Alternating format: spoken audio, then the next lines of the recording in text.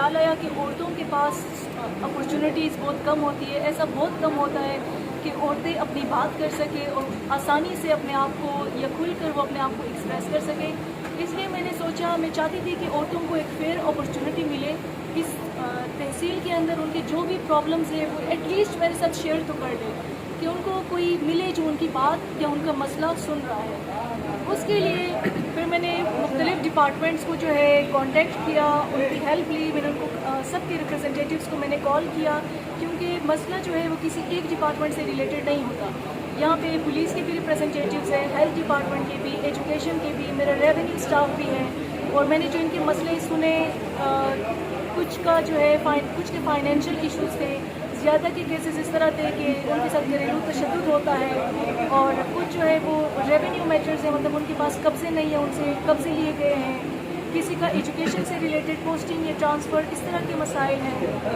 تو میں نے کوشش کی کہ میں ان کے مسئلے سنوں, ان کے مسئلوں کو سمجھوں, ریلیونٹ ڈپارٹمنٹس کے ساتھ ڈسکس کروں اور ان کا ایک سولوشن میں نکالوں. اچھا میڈم, زیادہ تر مسائل جو ہے وہ کس حوالے میں, ریاستی حقوق کے تھے یا کس حوالے سے؟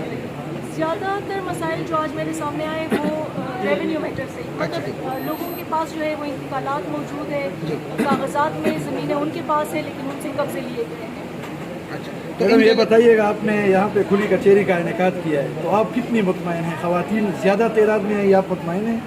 جی, میں بہت زیادہ اس بات سے مطمئن ہوں. مجھے یہ امید نہیں تھی کہ اتنے زیادہ تعداد میں خواتین شرکت کریں گے, لیکن ہماری جو سٹنگ کیپیسٹی تھی اس سے بہت زیادہ خواتین یہاں پہ آئی ہیں. تو یہ بھی ایک ویلکمنگ چیز ہے, کیونکہ ثوابی جیسے علاقے میں اگر خواتین نے یہاں پہ آ کے پارٹیسپیشن کی ہے, دیٹ واز ویری انکریجنگ. آپ کے ساتھ اس کھلی کچہری میں ڈی سی صاحب کا یا متعلقہ جو ڈی ایم او صاحب ہیں, انتظامات کرانے میں یا کرنے میں ان کا پورا حصہ تھا, تو آپ ان سے مطمئن ہیں انہوں نے انتظامات ٹھیک کیے تھے؟